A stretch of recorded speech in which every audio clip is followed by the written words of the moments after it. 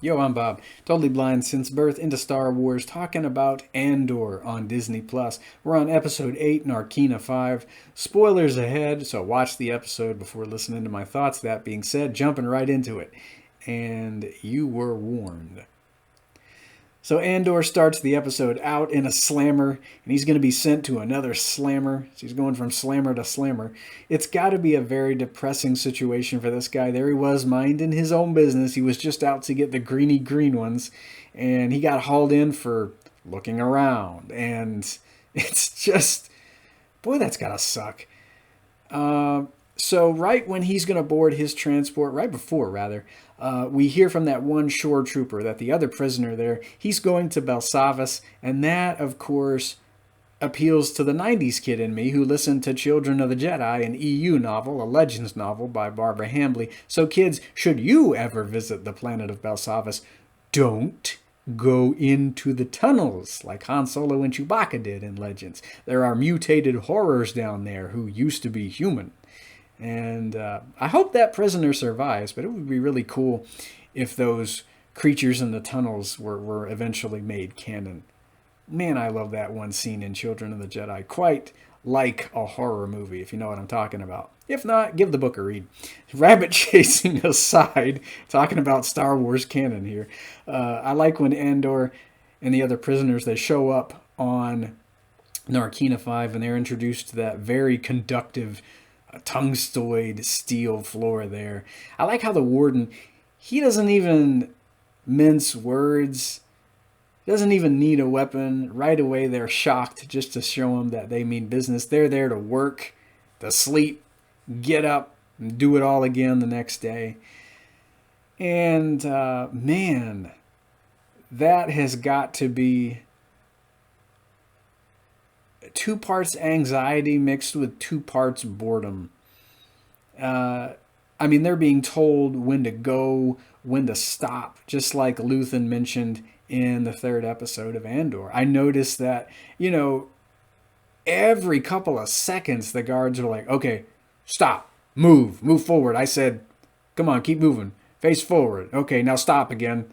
Stop, I said. They're just constantly barking orders to these guys. Gotta love the Empire. They run a very tight shift. So when Andor gets to his little niche in the prison, I liked Andy Serkis just randomly showing up right away. I knew it was Andy. Just like you guys know faces, I tend to memorize a lot of these celebrities' voices. I've been listening to Andy's performances for about 20 years now. I guess seeing him in my own way since the advent of descriptive audio narration tracks. So, yeah, cool that he's in this episode as Kino Loy. And I don't know whether or not this has anything to do with Snoke. I know a lot of Star Wars fans, Twitter and the like, everyone is throwing that word around again. I don't know. I don't know. Maybe, maybe not. I guess they could use random prison guy in the Snoke Strand cast. Who knows who this guy is though? I know he's only got 240 some odd days left of his sentence, and he really wants to get out of there. I kind of like this guy. He doesn't seem like so bad of a character. But yeah, right when he starts talking, I knew it was Andy right away. Really cool seeing this guy in Star Wars. And I'm wondering what they're building here in the prison. A lot of folks are thinking it's Death Star parts. I hope so. I kind of like all the stuff in Star Wars when it comes to Death Star construction, seeing how certain parts were made. Although, wouldn't it suck if they were just building toilet parts? You guys are working on Johns that are distributed across Imperial Star Destroyers. That's all you're working on. You're not building Death Star parts. You're just building toilet components. Although it probably is Death Star parts. It would really suck if it turned out to be nothing, though. Hopefully, it's Death Star parts. Although, I mean, it might not be. And then you're going to have a lot of angry Star Wars fans who didn't get the Death Star parts. Pretty spiny components. I saw one person theorize that it might be probe droid parts. That would be cool, too. Gotta love some probe droids in Star Wars. Who knows what it is. But yeah, it is just work, work, work, go to bed, get up, do it all again the same. I think the voice of God is probably my favorite prison character. I bet you it's probably some droid.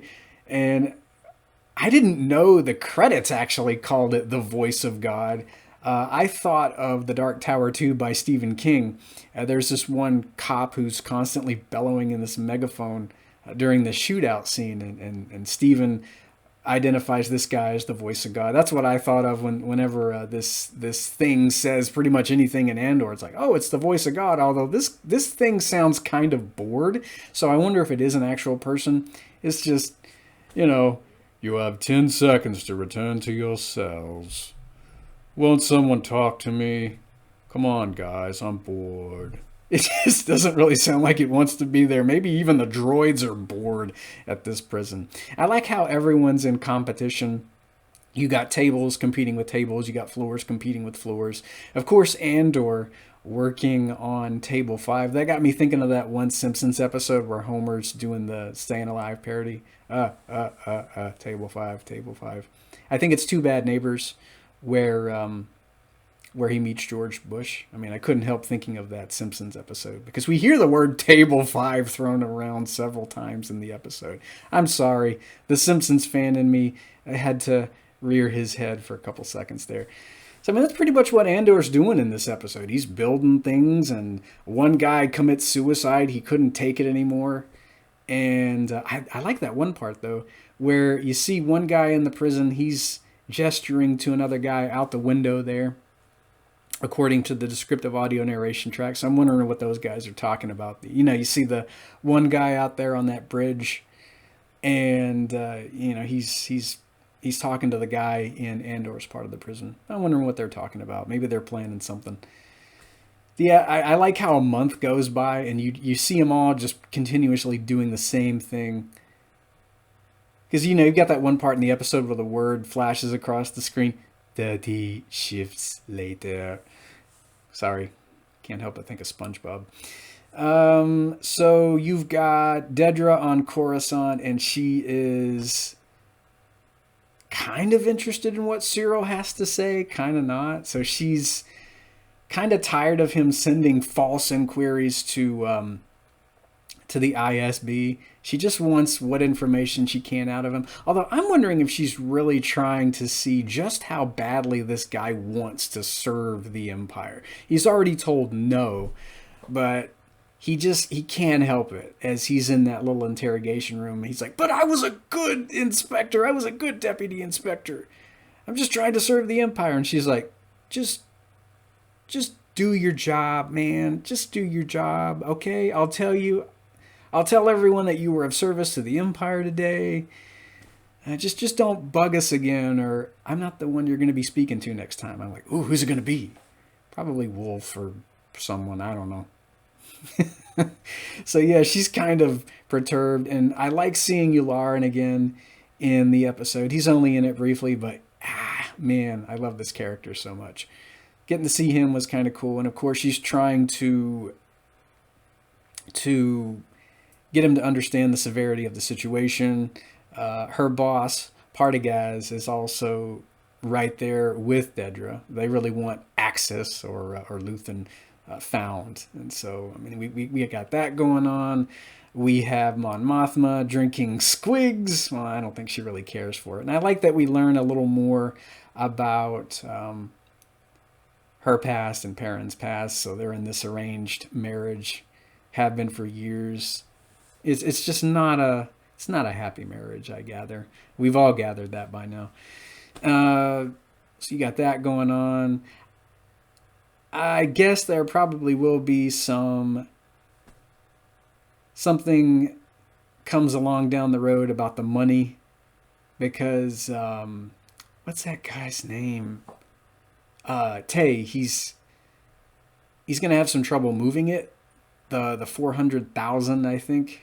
Because auditors are now showing up, and you've got Palpatine making things even more strict because of the Aldhani raid. We actually hear the prisoners talking about that. They want to know what's been going on out in the outside world. I think some of them actually have hope pertaining to the rebellion and some don't. And oh yeah, I forgot about Melshi because yeah, he shows up in this episode too.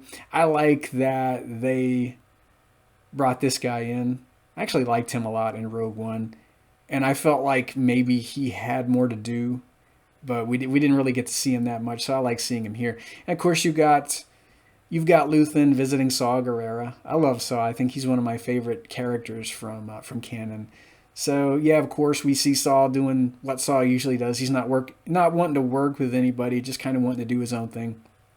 And I like that scene where Luthen's really trying to get him to work with other people. But you know how Saw does. He has to yell about everything. You know, it's like, human cultists! Everyone's lost! They're all lost! And of course, whenever you hear someone talking about how so-and-so's the only one with clarity, you kind of got to worry about that person. You know, if someone repeatedly tells you, I'm the only sane person here, it's like, why do you have to keep reminding us of that? Are you reminding us of that, or are you reminding yourself of that there, pal?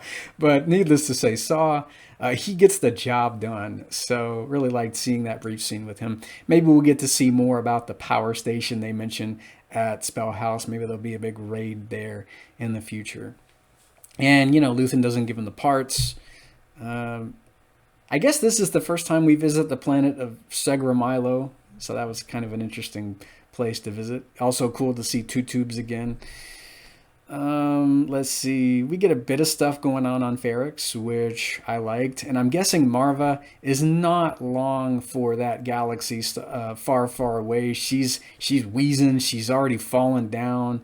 They're probably gonna kill her off in an episode or two. But she's probably gearing up to make some kind of sacrifice.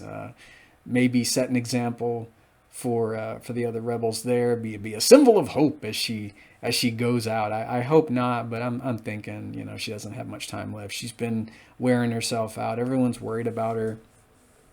You got that going on.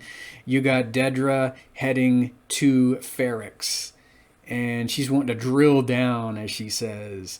So we have Bix eventually getting captured there. Not before her transmissions got blocked, though. She can't talk to anybody on Coruscant anymore.